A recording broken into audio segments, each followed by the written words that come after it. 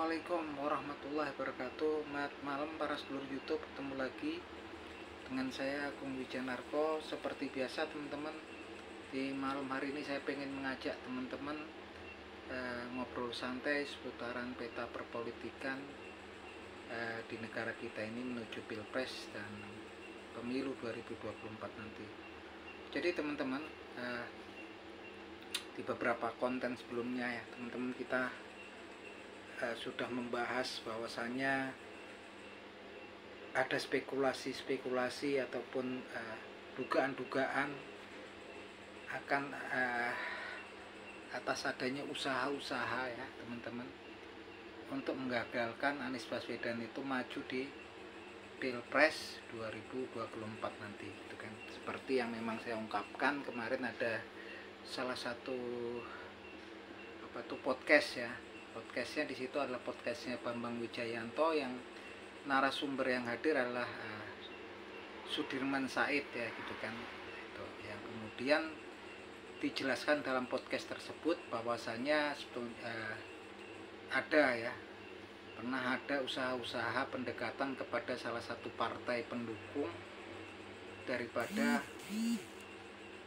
pengusung Anies Baswedan sebagai Capres di Pilpres 2024 nanti, yaitu Partai Demokrat. Pernah terjadi pendekatan-pendekatan oleh pihak-pihak tertentu dan partai-partai tertentu dengan tawaran-tawaran yang sangat menggiurkan ya kepada Mas AHY, yaitu pimpinan Partai Demokrat saat ini, dan juga para elit politik Partai Demokrat, di mana ditawarkan dalam podcast tersebut dinyatakan pernah ada tawaran untuk posisi ya cawapres untuk AHY, bahkan sempat kalau mau pun bisa dibalik, artinya AHY menjadi capresnya, kemudian yang dari partai yang menawarkan koalisi tersebut menjadi cawapresnya gitu kan.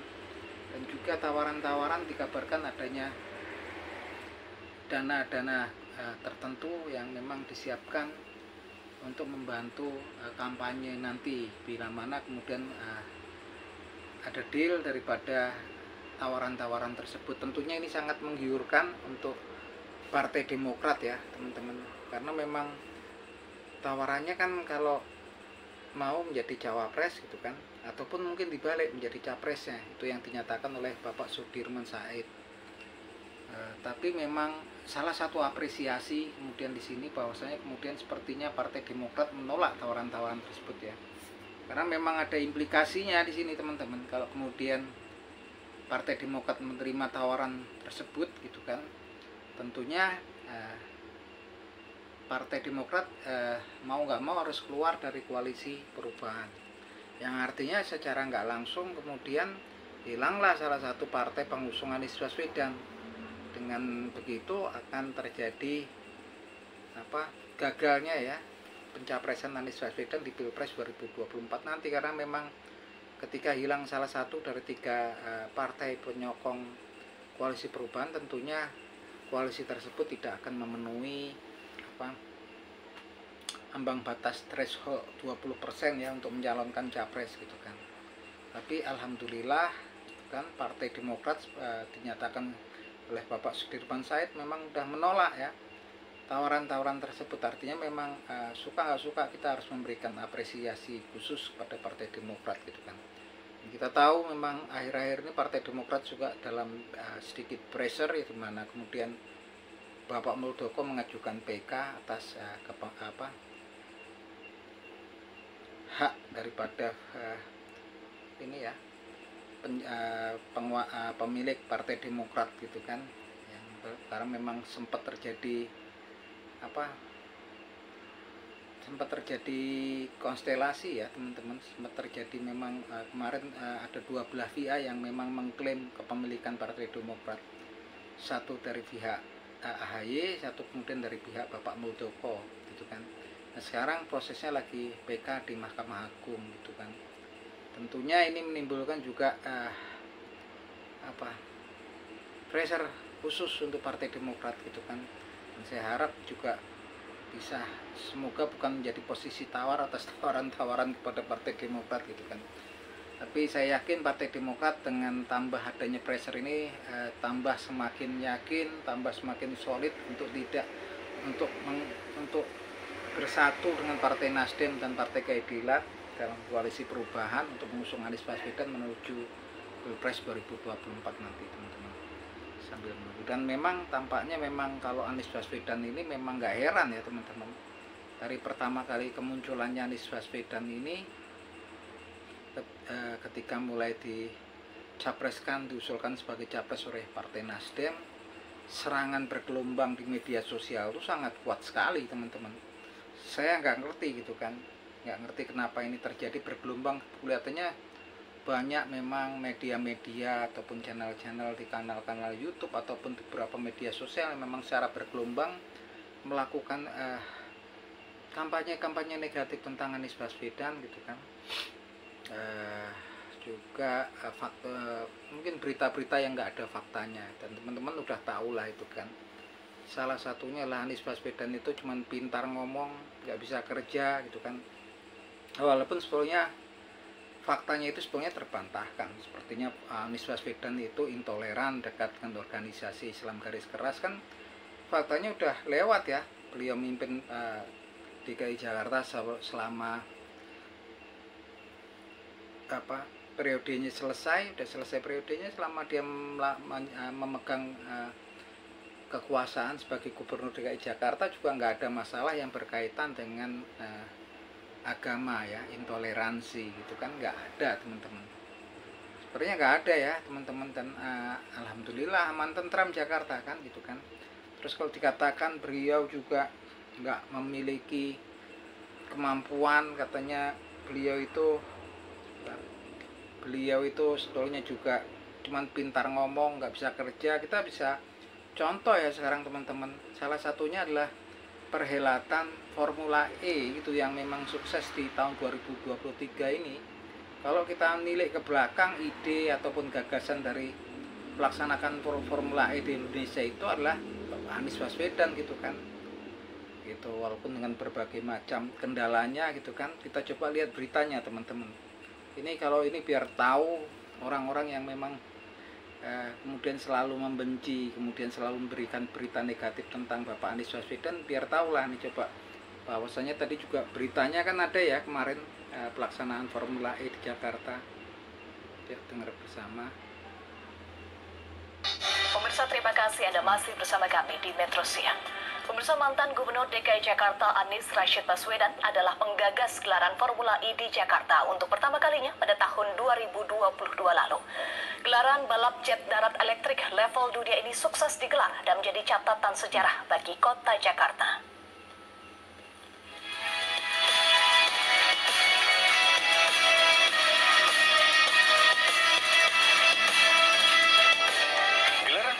Jakarta pada tahun 2022 sukses digelar. Bukan hanya mencatatkan untuk pertama kalinya event balapan internasional Formula E digelar di Jakarta, namun juga sambutan antusias warga Jakarta dan Indonesia menimbulkan kesan positif di dunia.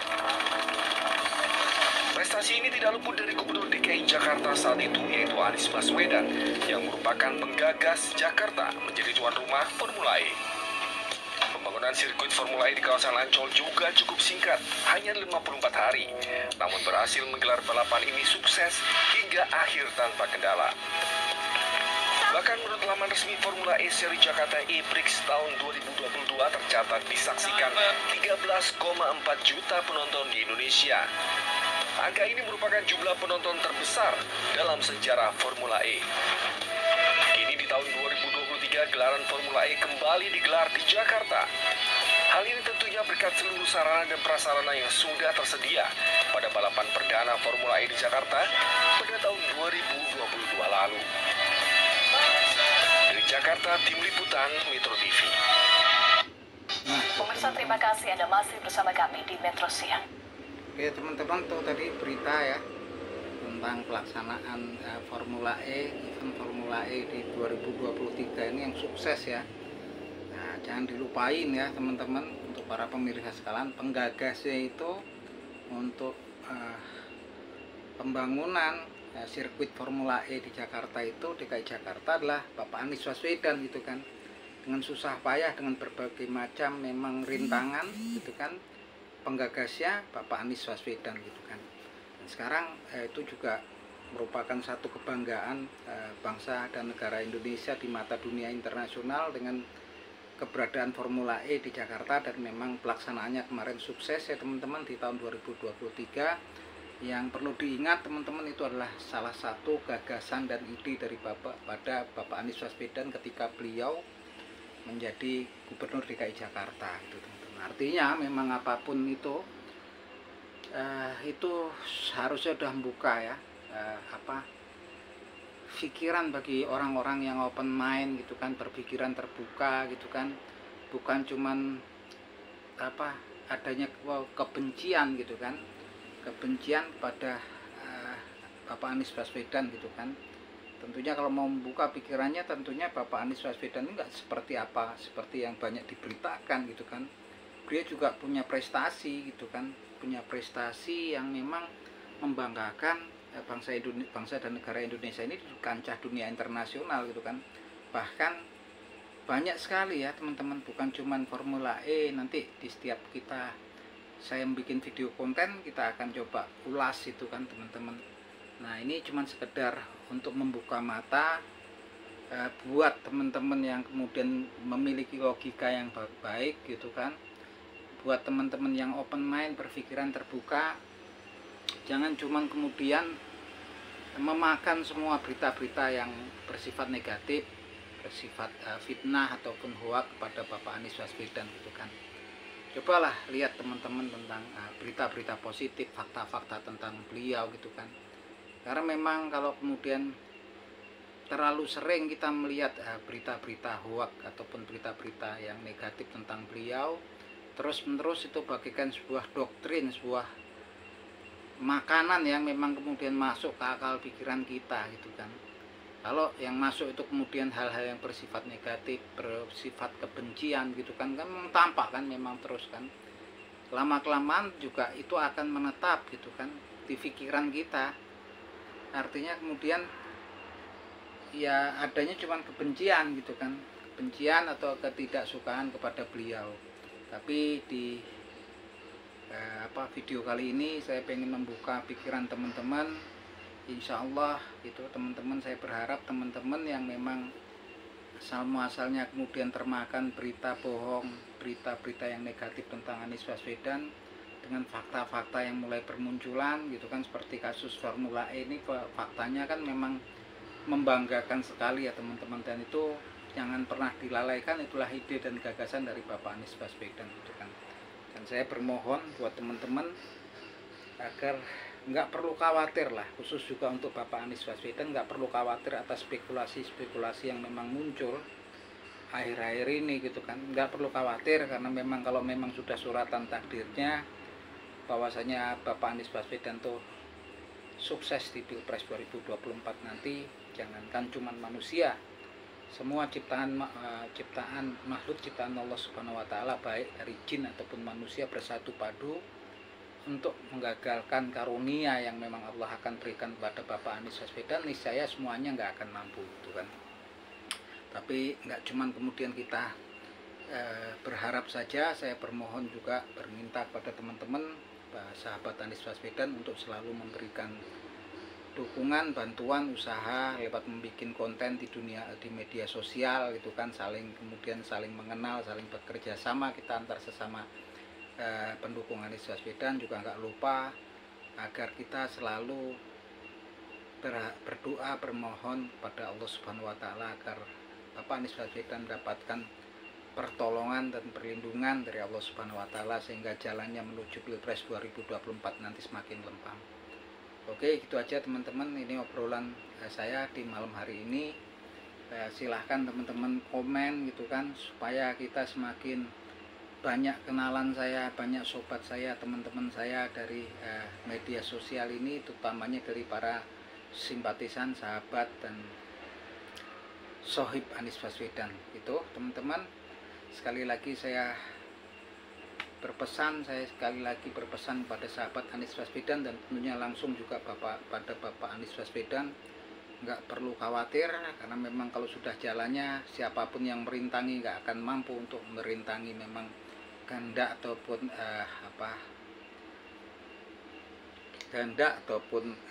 ini ya teman-teman, keputusan daripada Allah Subhanahu wa taala. Dengan karunia-Nya Allah Subhanahu wa taala, kalau Allah Subhanahu wa taala udah berkehendak memberikan karunia-Nya, nggak akan ada satupun makhluk ciptaannya yang bisa menolak karunia tersebut. Oke, gitu teman-teman, salam seduluran dari saya Agung Wijanarko dari Omah Kayu, Yogyakarta.